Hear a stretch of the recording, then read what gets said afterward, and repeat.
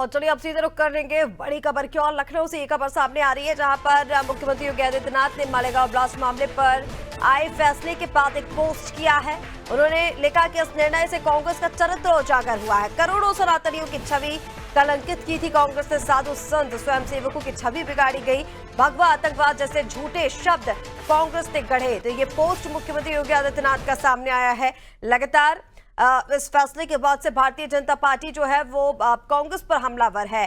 जिस तरह से बात की जा रही थी साधु संतों को लेकर, हिंदू आतंकवाद को लेकर, इस फैसले ने उन तमाम चीजों को नकारा, जिसके बाद से ये लगातार मुख्यमंत्रियों के ये पोस्ट जो है वो सामने आ रहे हैं। और अब मुख्यमंत्री योगी आदित्यनाथ का ये पोस्ट जहां पर उन्होंने लिखा कि मालेगांव विस्फोट प्रकरण में सभी आरोपियों का निर्दोष सिद्ध होना सत्यमेव जयते की सजीव उद्घोषणा है। यह निर्णय कांग्रेस की भारत विरोधी, न्याय विरोधी और सनातन विरोधी चरित्र को उजागर करता है।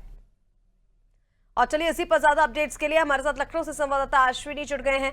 अश्विनी, मालेगांव ब्लास्ट पर जैसे ही फैसला आया उसके बाद से हम देख रहे हैं बयानों की झड़ी लग गई है। भारतीय जनता पार्टी ये कहती नजर आ रही है कि हिंदू आतंकवाद हो ही नहीं सकता। कांग्रेस ने जिस तरह से सनातियों को एक तरह से उनकी छवि कलंकित करने की कोशिश की, उस पर ये फैसले ने मुहर लगा दी है कि जो वो कह रहे थे वो कभी नहीं हो सकता। लगातार साधु संतों की छवि बिगाड़ने की कोशिश जो है वो कांग्रेस करती आई और अब सीएम योगी आदित्यनाथ का ये पोस्ट।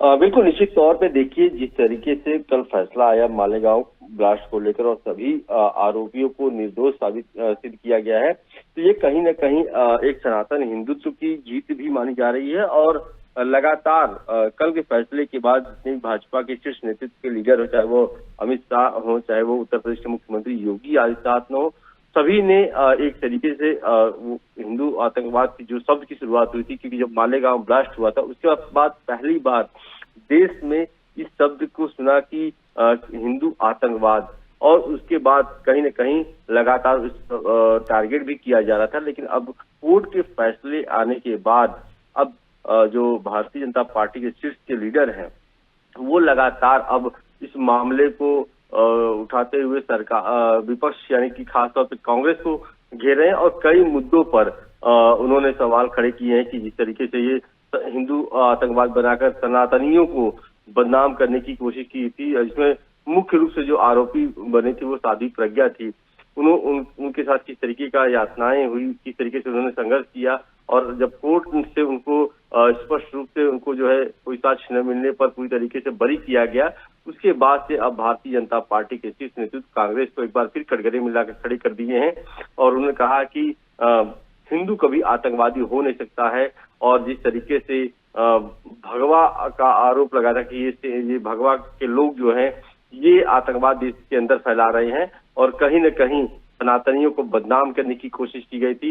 लेकिन कल कोर्ट के फैसले आने के बाद सब कुछ साफ हो चुका है और जो साजिश किया गया था कांग्रेस के द्वारा वो पूरी तरीके से अब साफ हो गया है। और इसी को बताने की कोशिश पूरे देश में भारतीय जनता पार्टी के शीर्ष जो लीडर हैं वो अपने बयानों के माध्यम से, सोशल मीडिया प्लेटफॉर्म के माध्यम से जनता को बताना चाह रहे कि कांग्रेस ने किस तरीके से इस पूरे मामले में हिंदुत्व को बदनाम करने की कोशिश की थी और कहीं न कहीं इसकी एक राजनीतिक लाभ लेने की कोशिश की थी। और इसी पूरे मामले पर भाजपा जो है वो कांग्रेस पर हमलावर होती हुई नजर आ रही है। बिल्कुल अश्विनी, आप देखिए तमाम जानकारी के लिए बहुत शुक्रिया आपका। तो मुख्यमंत्री योगी आदित्यनाथ के इस पोस्ट के बाद ये तस्वीरें आपको दिखा रहे हैं जहां पर मालेगांव ब्लास्ट मामले में जैसे ही फैसला आया, लगातार बीजेपी की तरफ से यह कहा जा रहा है कि कांग्रेस ने झूठा नैरेटिव करने की कोशिश की थी। करोड़ों सनातनियों की छवि कलंकित करने की कोशिश कांग्रेस लगातार कर रही थी, जिस पर यह फैसला आया। और जैसे ही मालेगांव ब्लास्ट में सभी आरोपियों को बरी किया गया तो कांग्रेस पर भारतीय जनता पार्टी हमलावर है और लगातार अब ये कहती नजर आ रही कि कांग्रेस सनातन विरोधी है।